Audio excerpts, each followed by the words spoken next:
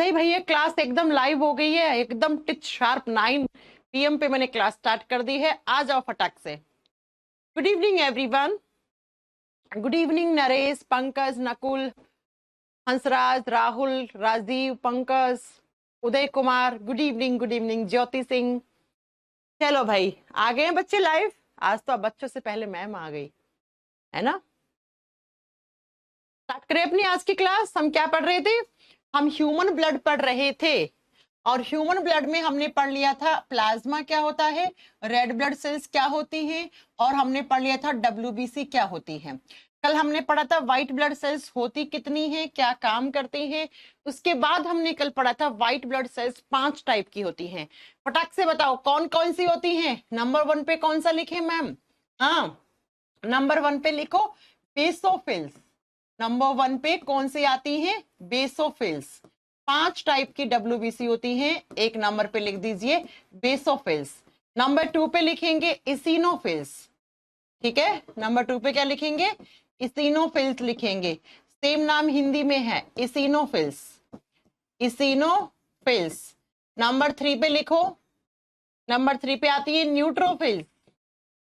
Neutrophils जो सबसे ज्यादा होती है हमारे खून में, उसको क्या बोलते हैं? कौन से टाइप की WBC सबसे ज्यादा होती है बेटा? न्यूट्रोफिल्स। नंबर 4 पे आती है मोनोसाइट्स। मोनोसाइट्स साइज में बड़ी होती हैं, मोनोसाइट्स। और नंबर 5 पे आती है लिम्फोसाइट्स। कभी अगर आप अपने खून का जो रिपोर्ट होता है वो पढ़ोगे ना, तो उसमें ये सारे नाम दिए हुए होते हैं बच्चों। ये सारे नाम आप वहां पे पढ़ोगे कि इतनी लिम्फोसाइट्स है, इतनी होनी चाहिए, है ना। अच्छा, एक बात पूछूं मैं आप लोगों से। अगर WBC आपके खून में, आपने ब्लड टेस्ट करवाया, तो डॉक्टर को कैसे पता लगता है कि आपको इन्फेक्शन हुआ है कि नहीं हुआ?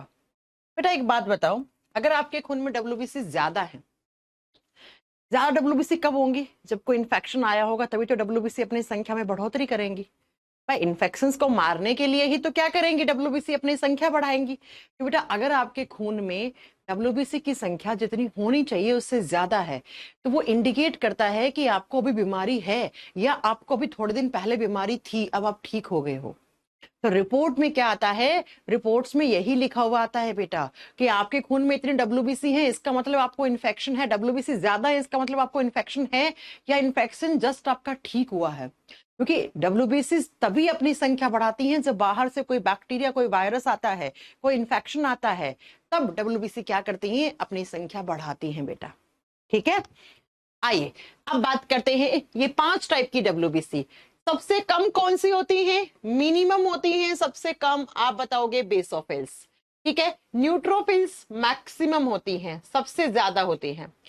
60 to 65% में न्यूट्रोफिल्स होती हैं। उसके बाद आप बताओगे बेटा मोनोसाइट जो होती है, इट इज लार्जेस्ट WBC। ये सबसे बड़ी WBC है बेटा। WBC के 6 टाइप में शेप में देखोगे तो सबसे बड़ी है।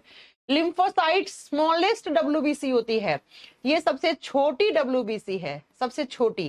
4 क्वेश्चन तो यहीं से प्रिपेयर करवा दिए मैंने आपकी, कि पूछ ले सबसे बड़ी WBC कौन सी है और सबसे छोटी कौन सी है ना, और सबसे ज्यादा कौन सी होती है, सबसे कम कौन सी होती है। ठीक है मैम, अब ये बताओ इन पांचों में न्यूक्लियस होगा या नहीं होगा? जी हाँ मैम। ये किसके टाइप्स हैं? आप बताओगे ये किसके टाइप से? WBC के।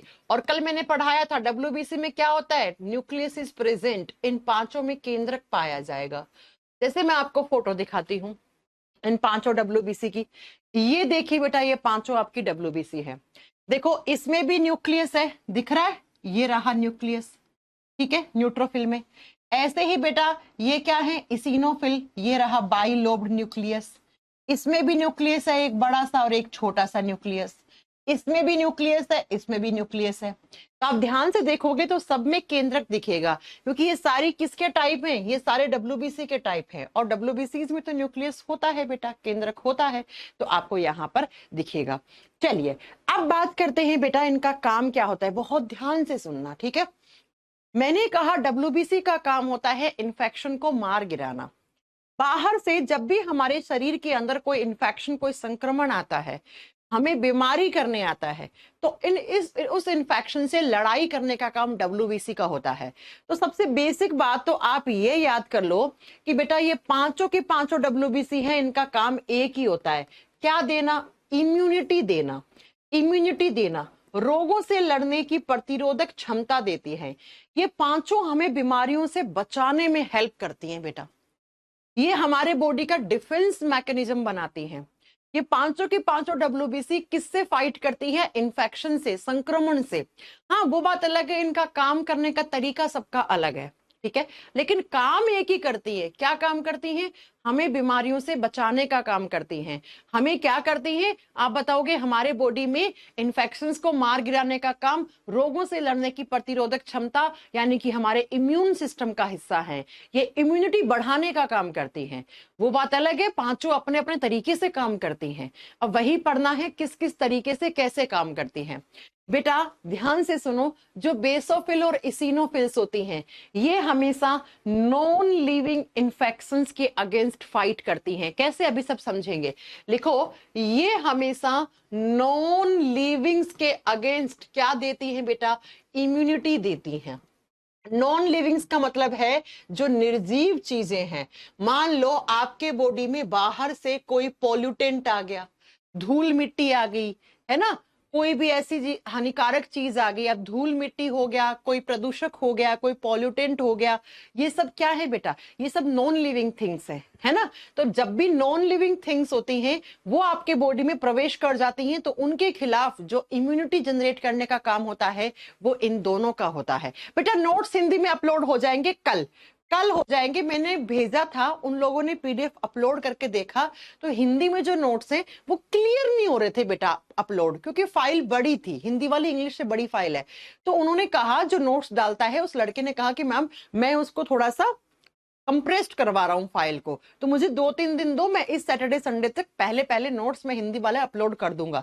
बेटा लास्ट है कल का दिन, कल वो नोट्स कर देंगे। अगर ना करें कल तब मुझे बताना, तो मैं आपको नोट्स किसी और माध्यम से दूंगी, है ना। बात समझ में आई मेरी? तो नोट्स हिंदी वाले बच्चों बस आज और इंतजार कर लो, कल आपके बैच में नोट्स अपलोड हो जाएंगे। क्योंकि वो बड़ी फाइल थी तो वो कंप्रेस करके डाल रहे हैं, उन्होंने डाल के देखा तो क्लियर नहीं आ रहा था। फिर तुम लोग बोलते मैम क्लियर नहीं है, नोट्स क्लियर नहीं है, तो मैंने कहा भाई साहब 2 दिन बाद डालो, लेकिन क्लियर डालना फाइल, नहीं तो फिर मेरे से बच्चे बोलते मैम क्लियर नहीं है। ठीक है, आओ यहाँ पे। तो नॉन लिविंग थिंग्स के अगेंस्ट इम्यूनिटी देने का काम बेसोफिल्स और इसिनोफिल्स करती है। बेटा बहुत ध्यान से समझ लो प्लीज, ठीक है। न्यूट्रोफिल्स क्या करती हैं? लिविंग्स के अगेंस्ट। ये जो लिविंग्स होते हैं, जो सजीव होते हैं, है ना, उनके अगेंस्ट इम्यूनिटी देती हैं। मैं डिटेल में पढ़ाऊंगी एक एक करके कैसे, ठीक है मैम। लिविंग में जैसे बैक्टीरिया, जैसे जीवाणु सजीव होते हैं, ठीक है। तो आपके बॉडी में जब भी कोई बैक्टीरिया आएगा तो उसके खिलाफ लड़ाई कौन करेगा? न्यूट्रोफिल करेगा। अब मोनोसाइट और लिम्फोसाइट होती हैं, ये दोनों क्या करती हैं बेटा? ये दोनों एडवांस लेवल की इम्यूनिटी देती हैं हमें। ये क्या करती हैं? ये एडवांस लेवल इम्यूनिटी जनरेट करती हैं। एडवांस का मतलब है ये फ्यूचर में काम करती हैं। इन्हें ये पता होता है भविष्य में कोई वायरस आ सकता है, उसके खिलाफ पहले से ही काम कर देती हैं।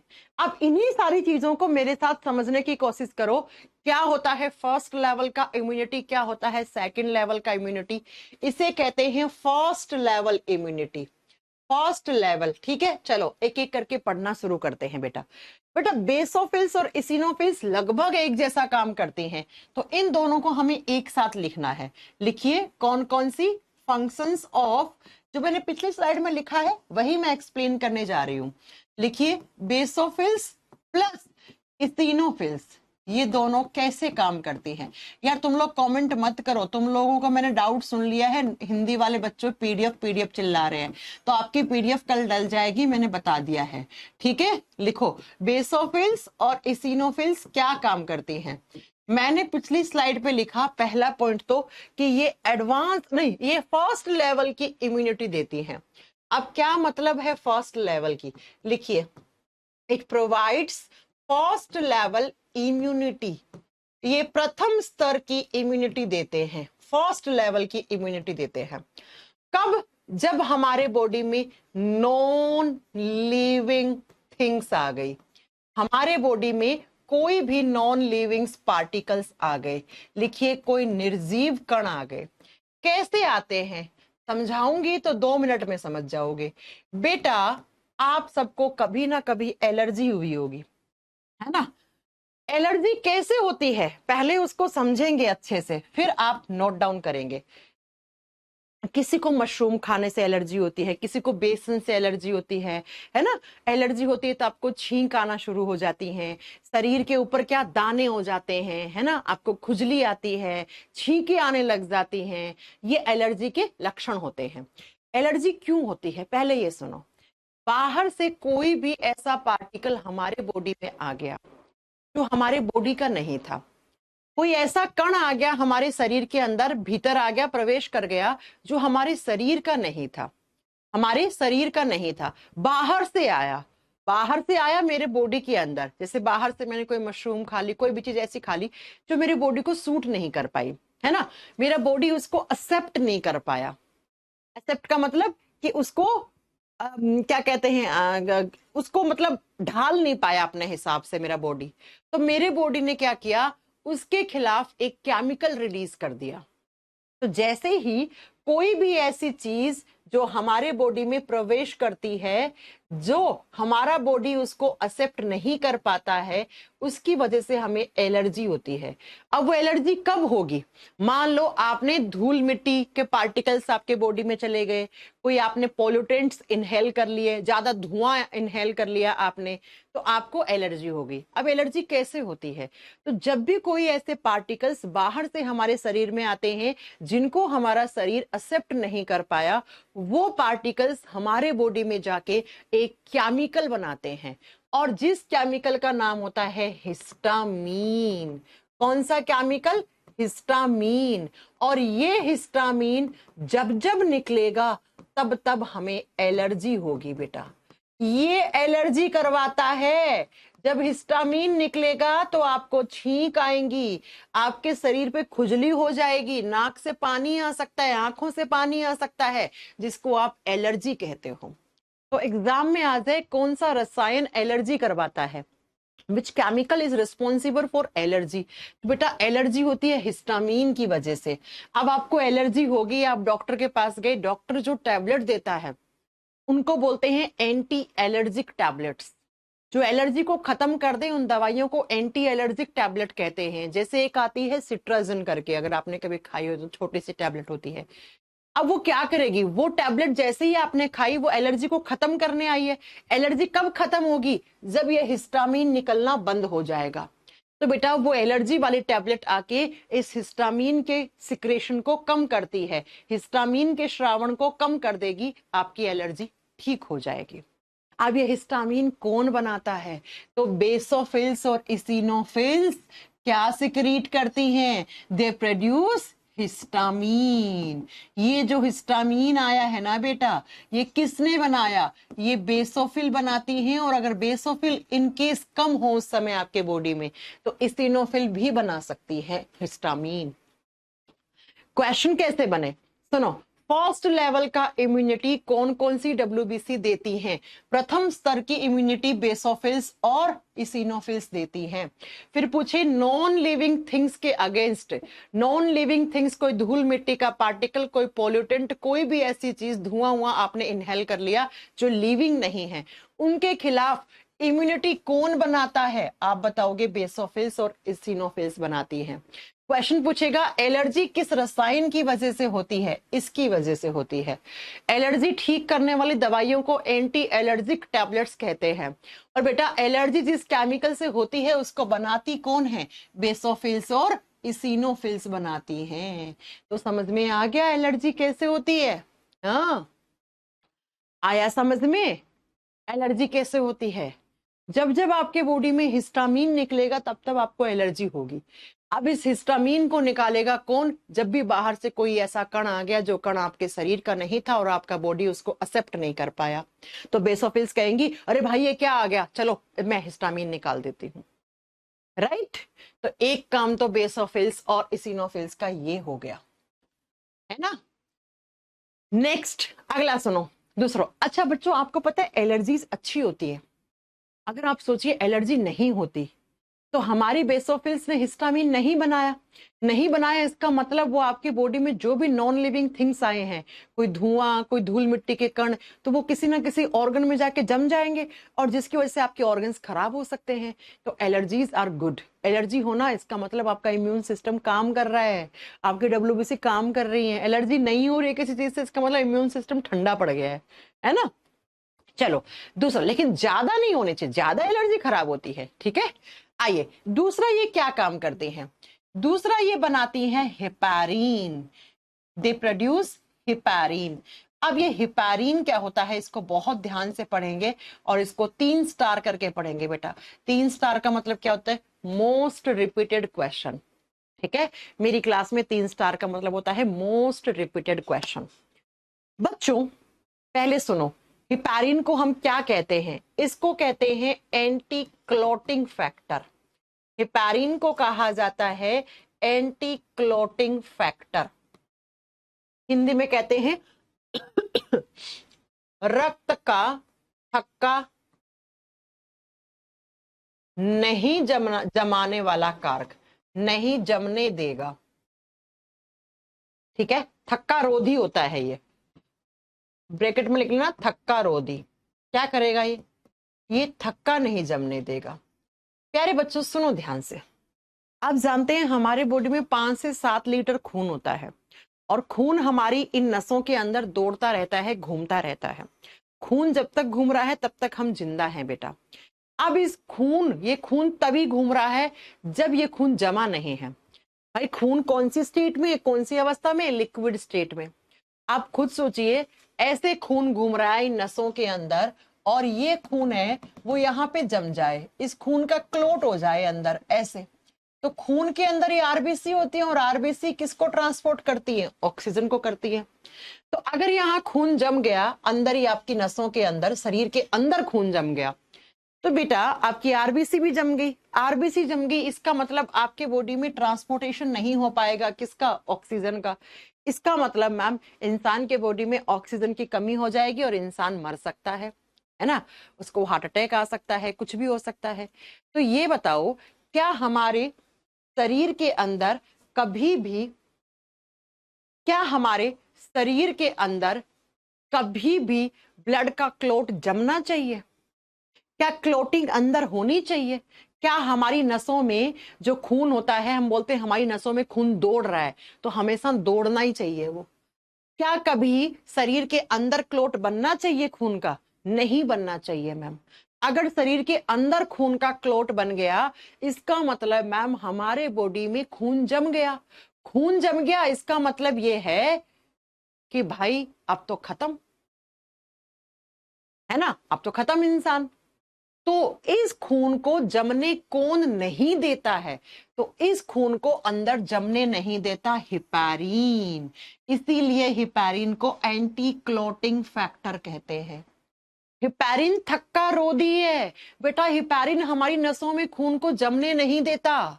अगर किसी इंसान में हिपैरिन नहीं बन रहा है, इसका मतलब उस इंसान के बॉडी के अंदर जो खून है वो जम गया, इंसान की डेथ होने वाली है। अरे सुना होगा फलाना इंसान की नस फट गई, क्यों फट गई? नस के अंदर खून जम गया था, उसके शरीर के अंदर क्लोट बन गया, उसके ब्रेन की नसों में क्लोट बन गया, उसकी नसें फट गई, है ना, उसके बॉडी का सर्कुलेटरी सिस्टम खत्म हो गया।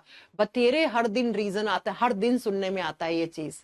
तो हमारा खून तब तक ही दौड़ रहा है जब तक हमारे बॉडी में हिपैरिन है। जिस दिन हिपैरिन नहीं होगा उस दिन आपका खून अंदर जम जाएगा, क्लोटिंग हमारी नसों के अंदर हो जाएगी।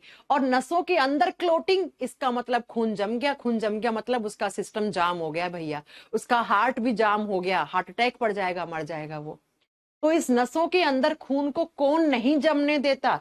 हिपैरिन। तो इतनी बार एग्जाम में क्वेश्चन आता है क्या कि थक्का रोधी कारक कौन सा होता है, ऐसा कौन सा फैक्टर है जो हमारे बॉडी में ब्लड का क्लॉट नहीं होने देता? वो हिपैरिन होता है। और प्यारे बच्चों, हिपैरिन बनाती हैं बेसोफिल्स और इसिनोफिल्स। थोड़ा बहुत हिपैरिन लीवर भी बनाता है। तो लिखो ये हिपैरिन कौन कौन प्रोड्यूस करता है, बेसोफिल्स प्लस इसिनोफिल, ये दोनों भी हिपैरिन बनाती हैं।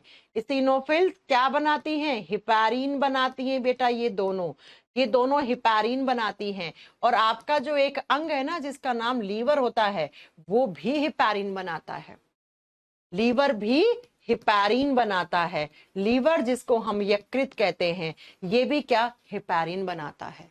तो मैम बेसोफिल्स और इसिनोफिल्स तो बहुत अच्छा काम करती हैं, बहुत अच्छा काम करती हैं। जी हाँ, ये बहुत अच्छा काम करती हैं। दो काम देख लिया आपने, एग्जाम में आएगा इससे क्वेश्चन, एग्जाम में आएगा इससे क्वेश्चन।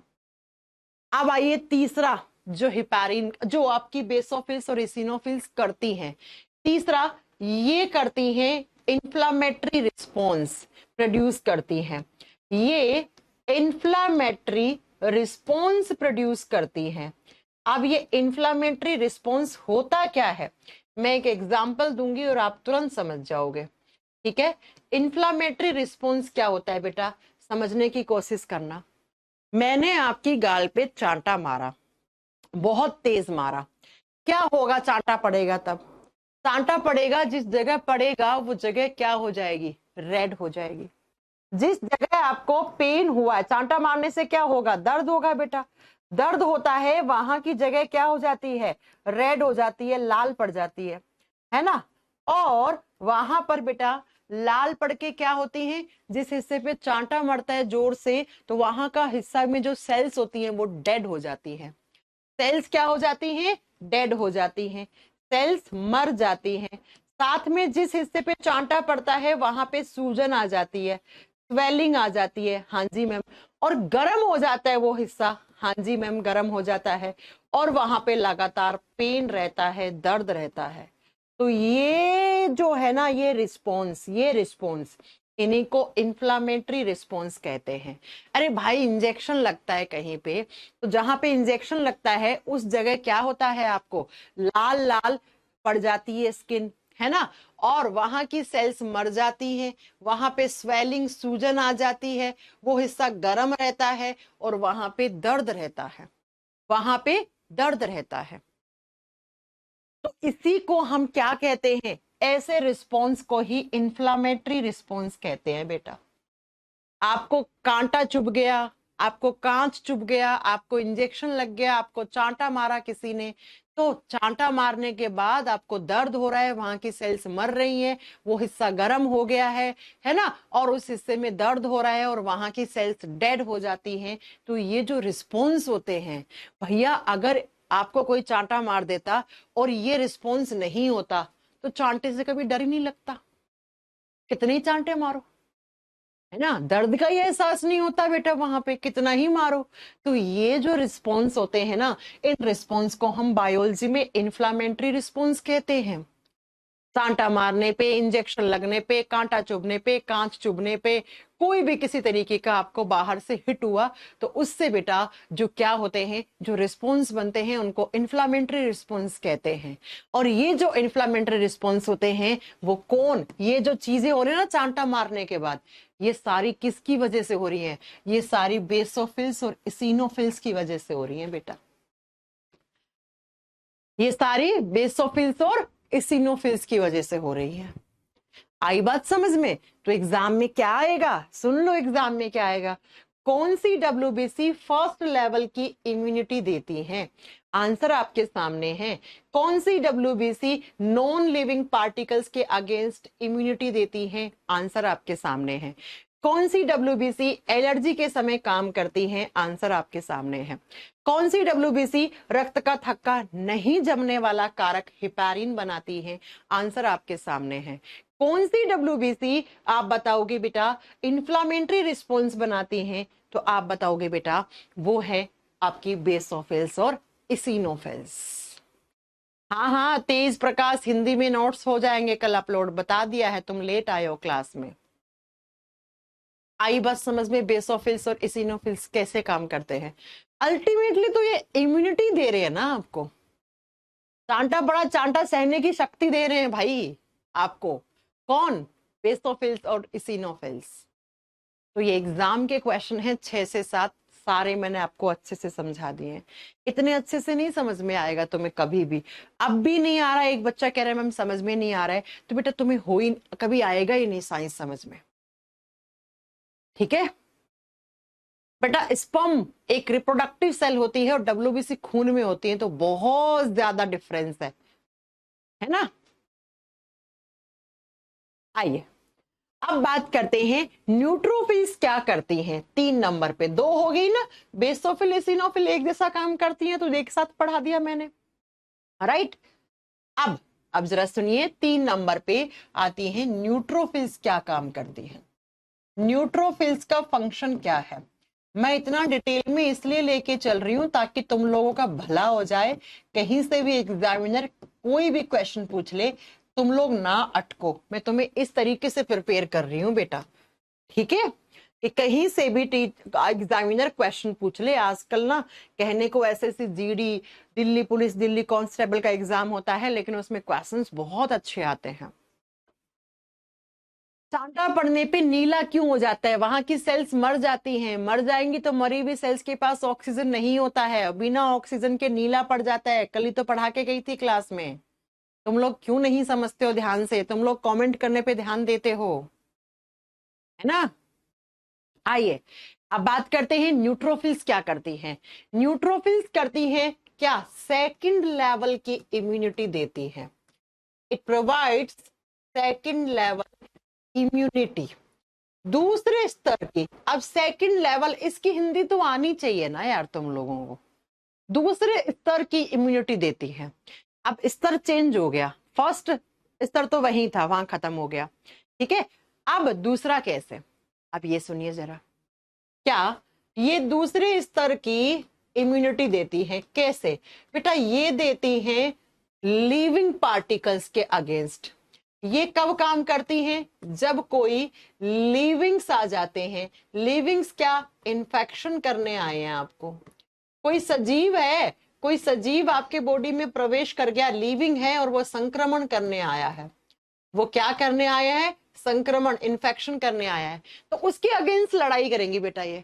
जैसे मैम कौन कौन सा लिविंग, जैसे बैक्टीरिया आ गया आपके बॉडी में, कोई बैक्टीरिया घुसाया बेटा, कोई जीवाणु घुसाया, तो उसको मार गिराने का काम यही करती है। कोई प्रोटोजोवा घुसाया, कोई प्रोटोजोवा घुसाया। अब ये प्रोटोजोवा क्या होते हैं ये बाद में बात करेंगे, ठीक है। कोई प्रोटोजोवा घुसाया, ठीक है।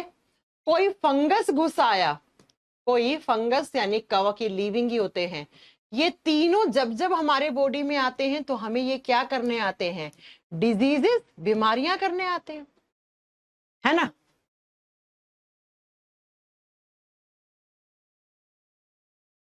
आई बात समझ में, सुनिए, क्या कि जीवाणु, प्रोटोजोआ, कवक, ये क्या है, ये तीनों लिविंग्स होते हैं, ये तीनों सजीव होते हैं। ये हमारे बॉडी में आए, अब आएंगे तो हमसे खेलेंगे नहीं, खेलने थोड़ी आ रहे हैं, हमें बीमारियां करने आ रहे हैं। तो जैसे ही कोई बैक्टीरिया आया, कोई प्रोटोजोआ आया, कोई फंगस, कवक आया, तो बेटा इन तीनों को पहचानेंगी कौन, न्यूट्रोफिल, और फिर इन तीनों से लड़ाई करेंगी और लड़के इनको मार देंगी। और जैसे ही ये मर गए, मतलब अब हमें बीमारी नहीं हो सकती, इसका मतलब ये हमें बीमारियों से बचाने का काम कर रहे हैं, ये हमें इम्यूनिटी दे रहे हैं, यही तो मैंने पढ़ाया। अब कैसे करते हैं ये न्यूट्रोफिल्स कैसे मार गिराती हैं, तो ये जिस प्रोसेस से मार के गिराती हैं उसको फैगोसाइटोसिस कहते हैं। तो एग्जाम में आता है कौन सी डब्ल्यूबीसी फैगोसाइटोसिस करती हैं। फैगोसाइटोसिस हिंदी में बोलते हैं भक्षण करना बेटा, भक्षण करना। कैसे करती है ये भक्षण, सुनिए जरा। मान लो ये कोई एक न्यूट्रोफिल है, ठीक है, ये उसका न्यूक्लियस है, न्यूट्रोफिल डब्ल्यूबीसी है तो उसमें न्यूक्लियस होगा।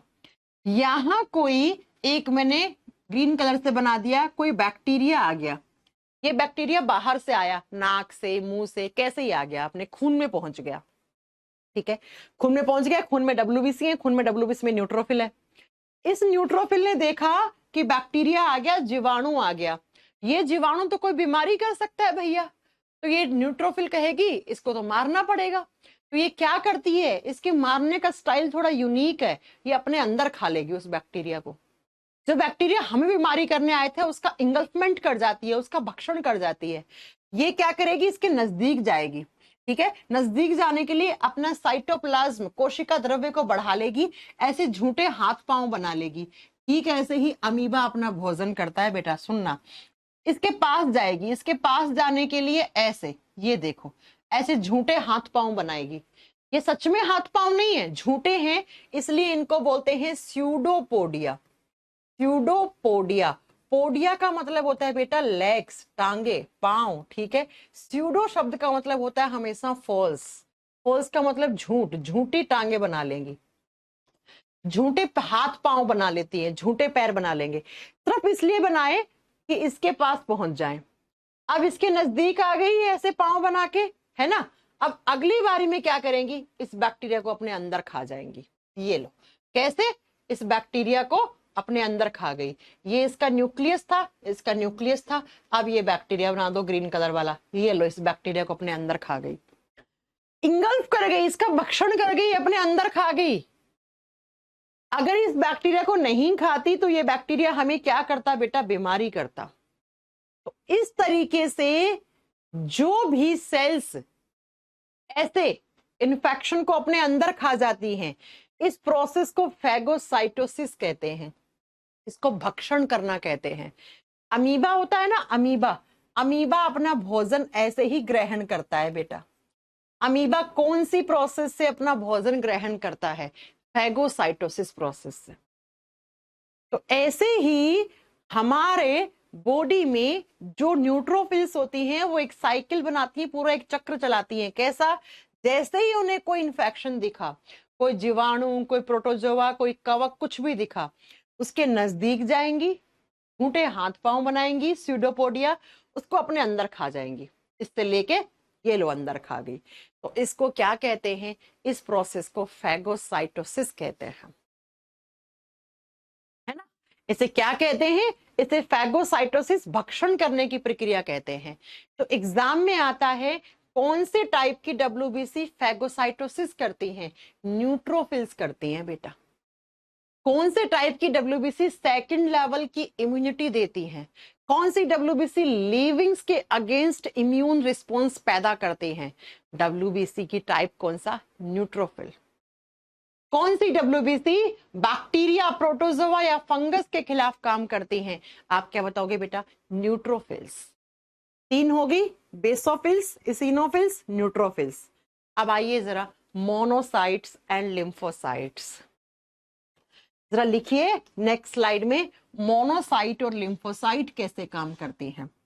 4 नंबर और 5 नंबर, मोनोसाइट्स कैसे काम करते हैं, प्लस लिम्फोसाइट्स, प्लस लिम्फोसाइट्स, ये दोनों एडवांस लेवल की इम्यूनिटी देती है। लिखो, they provide advance level immunity, advance level पे काम करती हैं बेटा। कहने का मतलब ये फ्यूचर के लिए काम करती हैं। फ्यूचर का मतलब क्या होता है, भविष्य में, भविष्य में कोई बीमारी ना आ जाए। कहने का मतलब है ये जो है ये काम करती हैं वैक्सीनेशन के समय। वैक्सीनेशन, अब वैक्सीनेशन क्या होता है जरा सुनिए, टीकाकरण क्या होता है जरा सुनिए। आप जब छोटे बच्चे थे ना तो आपको बहुत सारे वैक्सीन लगे थे, बहुत सारे टीके लगे थे। अरे चलो छोटा छोड़ो, अभी कोविड-19 आया था तो आपने कोरोना का वैक्सीन लगवाया होगा।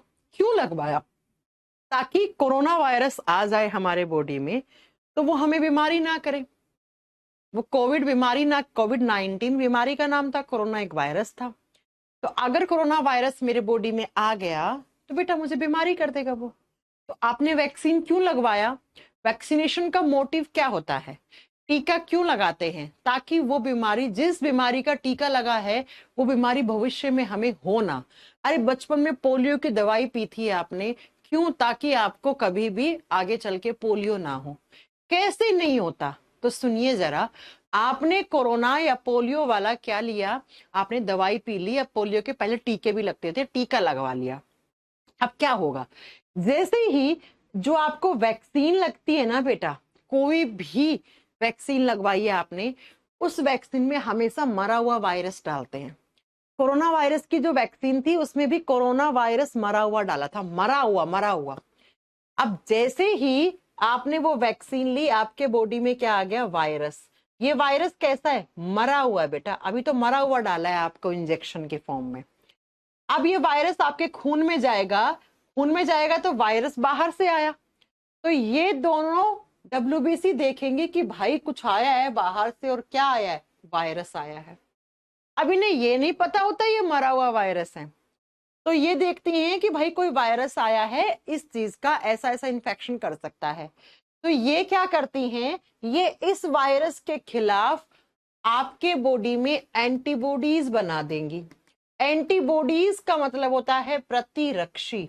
ये क्या कर देंगी, ये एंटीबॉडीज बना के रख देंगी कि भाई आज तो ये मरा हुआ आया है इंजेक्शन की फॉर्म में, लेकिन कभी जिंदा आ गया तब क्या होगा। जिंदा का मतलब कि अगर ये एक्टिव फॉर्म में आ गया हमारे बॉडी में, उस दिन क्या होगा फिर, तो उस दिन फिर लड़ाई करने के लिए हथियार है ही नहीं, तो कैसे लड़ेंगे। तो ये फ्यूचर में काम करने के लिए पहले ही हथियार बना के छोड़ देती हैं, और उन हथियार को एंटीबॉडीज कहते हैं। अब सच में किसी दिन अगर आपने कोरोना की वैक्सीन लगवा ली और उसके 4-5 महीने बाद आप में एंटीबॉडीज बन गई अच्छी खासी, ठीक है, अब सच में अगर कभी कोरोना वायरस आ गया तो आपको कुछ भी नहीं करना है, आपके बॉडी में एंटीबॉडीज बन रखी हैं, ये एंटीबॉडीज उस वायरस पे अटैक करेंगे और उसे मार गिरा देंगे। तो अगर एंटीबॉडीज नहीं होती तो ये वायरस क्या करता बेटा, ये आपको बीमारी करता। अरे आपने बचपन में टीका लिया, टीबी का टीका लिया, आपने न्यूमोनिया का टीका लगवाया होगा, आपने पोलियो की दवाई पी होगी ताकि फ्यूचर में जाके मुझे पोलियो ना हो। क्यों नहीं होगा, क्योंकि पोलियो वायरस के खिलाफ आपके बॉडी में एंटीबॉडीज हैं बेटा। अगर किसी दिन सच में पोलियो का वायरस आ गया और अगर आपने पोलियो की दवा पी रखी है तो बेटा आपके बॉडी में पोलियो वाले वायरस के खिलाफ एंटीबॉडीज हैं, आपके बॉडी में हथियार हैं बेटा, है हथियार। और उन हथियार को कौन बनाता है, मोनोसाइट्स और लिम्फोसाइट्स बनाता है। तो आप टीके क्यों लगवाते हो, ताकि आप उस बीमारी से बच जाओ। कैसे बचोगे, उस बीमारी के खिलाफ आपके बॉडी में एंटीबॉडीज बन जाएंगी, और वो एंटीबॉडीज उस बीमारी को करने वाले वायरस के खिलाफ लड़ाई करती हैं। ये हथियार है, आज ही बना के छोड़ दिए आपने। आपके बॉडी में एंटीबॉडीज हैं तो बाहर से जो वायरस आएगा उसको मार गिरा देंगे, है ना। आई बात समझ में। एंटीबॉडीज बनने में कितना समय लगता है बेटा, वो अलग अलग बीमारी के समय अलग अलग केस में बनती हैं, मिनिमम 1-2 महीना तो लगता ही लगता है एंटीबॉडीज बनने के लिए। आई बात समझ में। तो ये कब काम कर रही है, किसके लिए, फ्यूचर के लिए काम कर रही है कि भविष्य में कोई बीमारी ना आ जाए। ये तो एडवांस चल रही है मैम, इसीलिए तो एडवांस लेवल की इम्यूनिटी देती हैं ये, इसीलिए तो एडवांस लेवल की इम्यूनिटी देती है। तो आपसे कोई पूछ ले वैक्सीन क्यों लगवाते हैं, आप क्या कहोगे, एंटीबॉडीज बनाने के लिए। एंटीबॉडीज क्या करती हैं, जिस बीमारी के लिए आपने वैक्सीन लिया था उस बीमारी के खिलाफ एंटीबॉडीज बनाना, राइट। आई बात समझ में। अब बात क्या होती है बेटा, ये मोनोसाइट्स और लिम्फोसाइट्स दोनों ही क्या करती हैं, एडवांस लेवल की इम्यूनिटी देने का काम करती हैं। अब जरा मेरी बात सुनो, क्या, एक मिनट रुकना, मैं थोड़ा सा पानी पी लूं, मेरा गला सूख गया है। मैम थोड़ा लिखवा भी दो बेटा, नोट्स में एक एक चीज लिखिए, आप बार बार थोड़ी ना लिखवाएंगे, ऐसे लिखवा लिखवा के पढ़ाएंगे तो फिर तो बहुत ही ज्यादा टाइम लग जाएगा बेटा।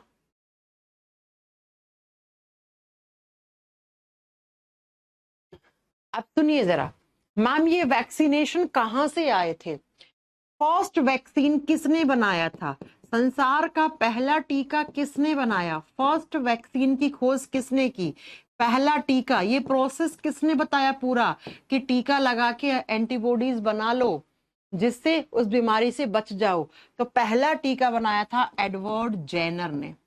एडवर्ड जेनर करके साइंटिस्ट थे, इन्होंने इम्यूनोलॉजिस्ट थे ये। इन्होंने क्या बनाया बेटा, इन्होंने पहला टीका बनाया किस बीमारी से लड़ने के लिए, स्मॉल पॉक्स। स्मॉल पॉक्स, ठीक है, चेचक। स्मॉल पॉक्स चिकन पॉक्स दोनों के लिए एक ही लग जाता था, छोटी माता चेचक इनके लिए। अब इन्होंने जो बनाया था ना टीका बेटा, वो बनाया था काउ पॉक्स के लिए। जैसे हम लोगों में स्मॉल पॉक्स होता है ना, वैसे गाय में काउ पॉक्स होता था। तो उन्होंने काउ पॉक्स के लिए वैक्सीन तैयार किया था। लेकिन बाद में इन्होंने देखा कि ये वैक्सीन जब इंसानों को लगाया तो इंसानों में स्मॉल पॉक्स के खिलाफ एंटीबॉडीज बनना शुरू हो गई थी। तो उन्होंने कहा भैया लगा डालो सबको, क्योंकि उस समय इतना इन्फेक्शन हो रहा था, पूरा संसार में स्मॉल पॉक्स फैल रहा था। और जब ये वैक्सीन इंसानों को लगाई गई, स्मॉल पॉक्स के खिलाफ उनमें एंटीबॉडीज बन गई थी। इसलिए हम कहते हैं फादर ऑफ वैक्सीनेशन। वैक्सीनेशन के जनक कौन है, एडवर्ड जेनर है बेटा। इन्होंने पूरे विश्व को बताया कि हम टीका लगा के बीमारियों से बच सकते हैं। जैसे स्मॉल पॉक्स के लिए मैंने टीका बनाया है, अगर ये टीका लगा लोगे तो स्मॉल पॉक्स का जो वायरस आएगा उसके खिलाफ एंटीबॉडीज पहले से बनी हुई होंगी, और स्मॉल पॉक्स का वायरस आएगा उसके ऊपर अटैक करेंगी एंटीबॉडीज और उसको मार गिरा देंगी। एग्जाम में आता है संसार का पहला टीका किसने बनाया था, तो संसार का पहला टीका एडवर्ड जेनर ने बनाया था। तो फादर ऑफ वैक्सीनेशन कौन हुआ, तो आप बताओगे बेटा फादर, ये कौन है, मेरे को बहुत तेज से नींद आ रही है, कौन है जिसको नींद आ रही है क्लास में? हाँ, इतना बढ़िया टॉपिक चल रहा है, बढ़िया पढ़ाई जा रही हूँ, क्या इंटरेस्ट आ रहा है और मेरे को नींद आ रही है, कौन है ये? माविया खातून, यही है क्या कुछ? तुम क्या बैच में मजे मारने आए हो क्या?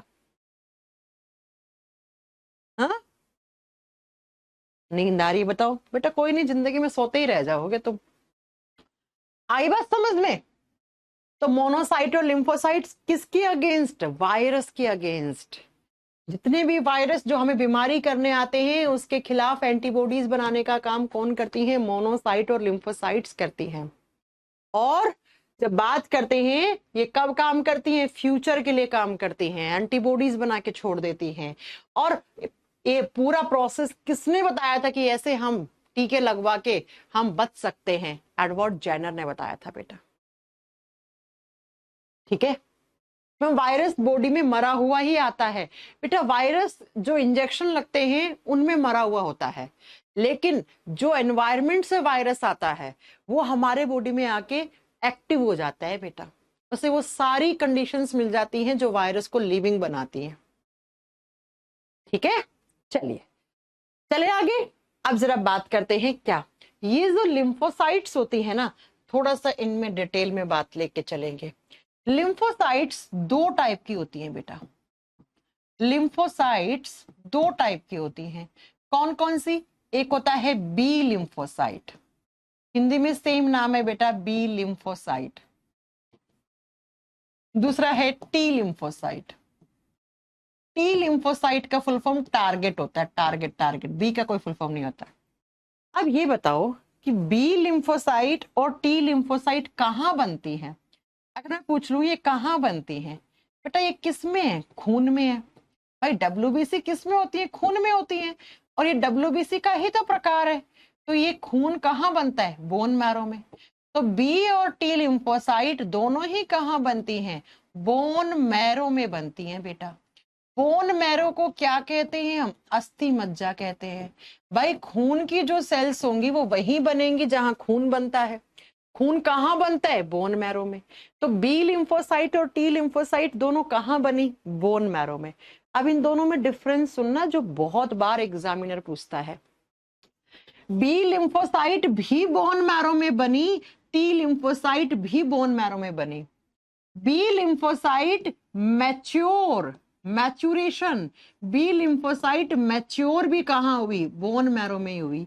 यही बन गई और यही मैच्योर हो गई बेटा, है ना, यहीं पे उनकी परिपक्वता हो गई। कहने का मतलब यहीं बनी यहीं मैच्योर होगी।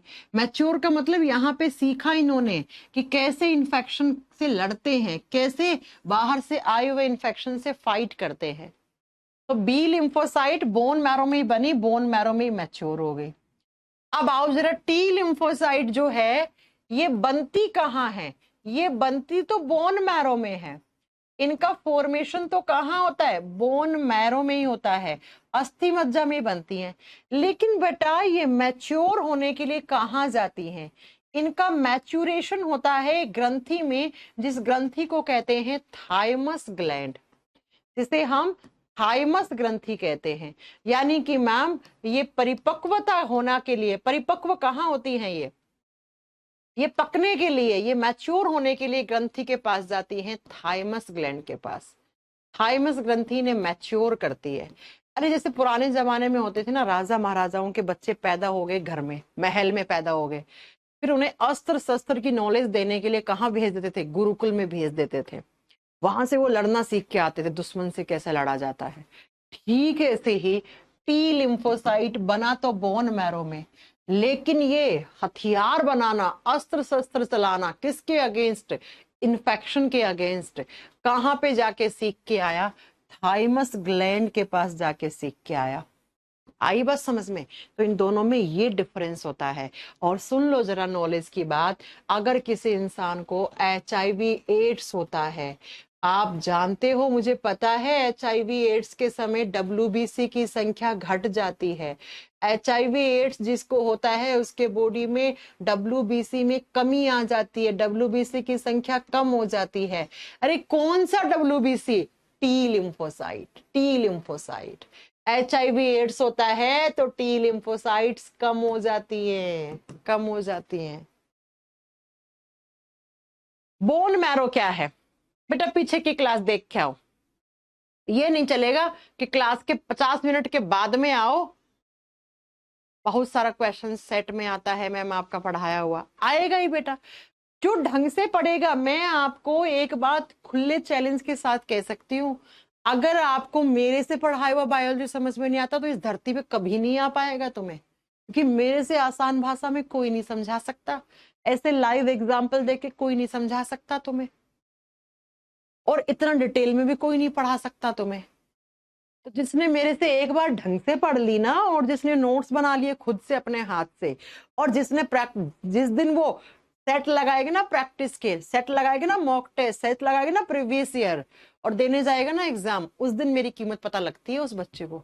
तब वो बाहर आके बोलता है यस मैम आपने बहुत जबरदस्त कंटेंट दिया था, एक क्वेश्चन नहीं जाने देती मैं बाहर। कोई नहीं इतना चैलेंज कर सकता GS का टीचर, मैं कर रही तुम्हें, क्योंकि GS तो बहुत बड़ा सब्जेक्ट है, कहीं से भी क्वेश्चन आ जाता है। लेकिन मैं जानती हूं कि कहां से कौन सा एग्जामिनर क्वेश्चन पूछता है, किस एग्जाम का क्या तरीका है पूछने का। देख लो, आप लगा लो उठा के, मैं खुला चैलेंज कर रही, आप मेरे से एक चैप्टर पढ़ो, उसके बाद आप इस धरती की कोई भी किताब ले आओ, प्रैक्टिस सेट ले आओ, लगाओ। तुम ना कर पाओ तो, ना कर पाओ तो आके मुझे क्लास में बोलना, मान जाऊंगी मैं। इसलिए कहती हूँ ढंग से पढ़ लो। ये इतना कॉन्फिडेंस ना मेरे अंदर, ये मत सोचना मैम तो बहुत ओवर कॉन्फिडेंट है, ना ना ना ना ना ना। कॉन्फिडेंस अच्छा होता है, ओवर कॉन्फिडेंस बहुत बेकार होता है। ये कॉन्फिडेंस मुझे तुम जैसे बच्चों ने दिया है, मैं तुम जैसे बच्चों को पढ़ा पढ़ा के, तुम जैसे बच्चों के क्वेश्चंस के जवाब दे दे के, तुम लोगों के डाउट ले लेके मैं यहाँ पहुंची हूँ बेटा, तब जाके इतना खुला बोल सकती हूँ मैं। आई बात समझ में? कैसी नहीं है, 8 साल हो गए पढ़ाते हुए, बहुत लंबा टाइम हो गया। 8 साल में सोचो ये 2 बड़े सब्जेक्ट पढ़ा रही हूँ, कितना अंदर का नॉलेज होगा तुम खुद सोच के देखो। तुम लोग 6 महीने पढ़ के 10 सब्जेक्ट हो, तुम नौकरी लग जाते हो। मैं 8 साल से एक ही सब्जेक्ट, 8 साल से तो पढ़ाते हुए हो गया, उससे पहले 6 साल पढ़ा भी तो है। जितना तुम लोगों को लगता है ना, ये इतना तुम लोगों को लगता है ना कि इतना साइंस, जितना साइंस तुम लोगों को लगता है कि तुम्हें आता है, उतना मैं डेली भूल जाती हूँ बेटा। आई बात समझ में? इसलिए ढंग से पढ़ लो मेरे से। मैं वो टीचर नहीं हूँ कि फालतू में शेरो शायरी करूँ, टाइम बर्बाद करूँ, तुम्हारे कमेंट्स पढ़ूं, ना ना ना ना। समय आपका भी कीमती है और उससे 2 गुना ज्यादा मेरा कीमती है बेटा। इसलिए चुपचाप पढ़ लो बेटा, नहीं तो फिर एग्जामिनेशन हॉल से बाहर निकल के आओगे ना तो सर खुजलाते हुए आओगे कि काश उस दिन पढ़ लिया होता। आई बात समझ में? बहुत, मैं उन बच्चों को कह रही हूँ जो फालतू के कमेंट कर रहे हैं। एक बच्चा बहुत गंदी लैंग्वेज में बात कर रहा है, बेटा तुम ना डॉक्टर के पास जाओ, तुम्हें बीमारी है, ठीक है? मेरे से मत पूछो ये चीजें, मैं टीचर हूँ। आई बात समझ में? तुम्हें लग रहा होगा कि मैडम के ऐसे ले लिया 200-400 रुपए में बैच मिल जाता है, ले लो बढ़िया, मैडम के मजे ले लो, है ना, कोई भी कमेंट कर दो। मेरा कुछ नहीं बिगड़ना है, तुम्हारे जैसे हजारों लाखों को पढ़ा चुकी है, क्या बिगड़ेगा मेरा? हाँ, तुम्हारा बिगड़ रहा है बेटा, मेरा क्या बिगड़ेगा? तुम जाओगे, कोई और आएंगे पढ़ने, वो जाएंगे, कोई और आएंगे, है ना? इसलिए पढ़ लो बेटा, समय की कीमत पहचानो, नहीं तो समय तुम्हें ऐसे मुंह के बल गिराएगा, समझ नहीं आ पाएगा। आई बात समझ में? HIV एड्स होता है तो WBC की संख्या कम हो जाती है। कौन सी WBC? लिम्फोसाइट्स। कौन सी lymphocytes? T lymphocytes. T lymphocytes. ऐसे क्वेश्चंस आते हैं एग्जाम में। चले आगे, आगे बात समझ में? अब मैं फिर से रिपीट करती हूँ इसी चीज को। मैंने कहा WBC कितने टाइप की होती है? 5 टाइप की। पांचों की पांचों WBC इम्यूनिटी देती है। इम्यूनिटी का मतलब होता है रोगों से लड़ने की प्रतिरोधक क्षमता देती है। अब इनका काम करने का तरीका अलग है। अब देखो ना, सारी की सारी बीमारियों से बचाने का काम कर रही है, लेकिन तरीका सबका अलग है काम करने का, राइट? इसलिए तो टाइप्स हुए ना WBC के।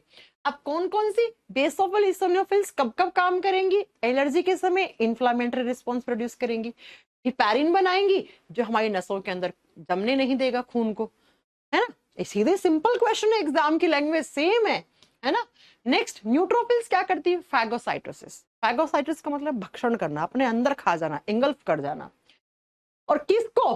तो बैक्टीरिया को, प्रोटोजोआ को, किसी फंगस को। ये लिविंग्स होते हैं बेटा, लिविंग्स के अगेंस्ट सेकंड लेवल का इम्यूनिटी देता है, ठीक है? अब आता है तीसरा।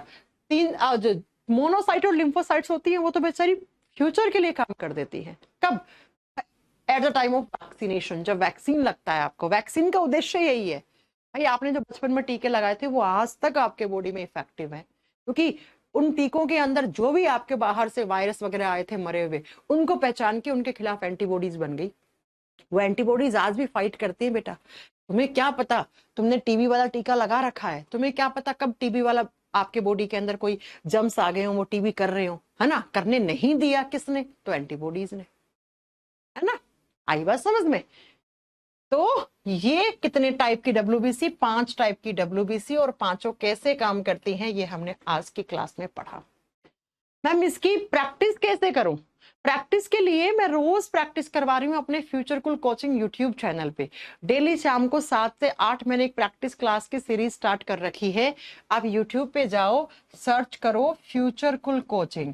उस पर मैं डेली बहुत बढ़िया तरीके से, शानदार तरीके से शाम के 7 बजे प्रैक्टिस करवा रही हूँ बेटा।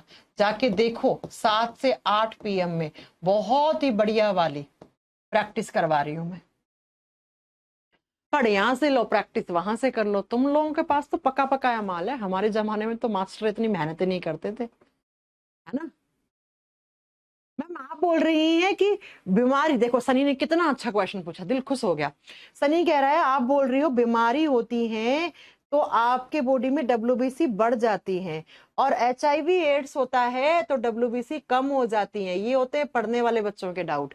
सुनो बेटा, HIV वाला वायरस इनको खा जाता है, ये खाना है उनका, इसलिए कम हो जाती है, ठीक है? आई बात? घर में 10 रोटी बनी, 10 की 10 खा लोगे तो कम ही हो जाएंगी ना, गायब भी हो जाएंगी ना। तो HIV वायरस इसको खाता है, टी लिम्फोसाइट को, यानी कि WBC को खाता है, तो वो कम हो जाती है। अब बीमारी हुई आपको, बाहर से कोई इन्फेक्शन आया, तो उस समय क्या होता है बेटा, वो इन्फेक्शन बॉडी के अंदर आता है तो हमारी WBC कहती है अरे भैया आ गया कोई टारगेट आ गया। तो WBC कहती है टारगेट पता नहीं कितना बड़ा हो सकता है, अपना नंबर बढ़ा लो भैया, सैनिक बढ़ा लो अपने, तो वो WBC ज्यादा हो जाती है। तो जैसे ही आपको बीमारी होके निकल गई, 1-2 दिन हुए हैं, या बीमारी है, तो आपके बॉडी में WBC की संख्या बढ़ी हुई आती है। WBC की संख्या बढ़ने का मतलब है या तो बीमारी जस्ट अभी ठीक हुए हो, आप रिकवर कर रहे हो, या थोड़ा बहुत इन्फेक्शन आज भी है आपके बॉडी में, ठीक है? किसने पूछा था ये? बहुत अच्छा डाउट था बेटा, मैंने आपका डाउट खत्म कर दिया है ना बेटा? वीक कर पहले देखो होता क्या है, देखो बेसिकली समझो, टी लिम्फोसाइट्स को ही क्यों टारगेट करता है? कुछ रिसेप्टर्स होते हैं, CD4 रिसेप्टर कहते हैं, तो मैं बहुत डिटेल में पढ़ना है, चलो आ जाओ। देखो ये मान लो टी लिम्फोसाइट है, ठीक है, इसके ऊपर एक स्पेसिफिक टाइप के रिसेप्टर्स होते हैं जिनको CD4 रिसेप्टर्स कहते हैं। तो ये CD4 रिसेप्टर्स के ऊपर आके कौन बाइंड होता है? HIV virus. HIV वायरस होता है बेटा। HIV वायरस को सेल्स के अंदर घुसने के लिए क्या चाहिए? CD4 रिसेप्टर चाहिए, और ये रिसेप्टर्स आपके होते हैं टी लिम्फोसाइट्स पे। तो HIV वायरस आएगा, इस CD4 रिसेप्टर के साथ जुड़ जाएगा और इसी के थ्रू अंदर जाएगा, इसको कमजोर कर देगा, इसको मार देगा धीरे धीरे। मारना मतलब खा गया, है ना, इसलिए कम हो जाते हैं। ठीक है बेटा, आई बात समझ में? अब हम यहां से नेक्स्ट क्लास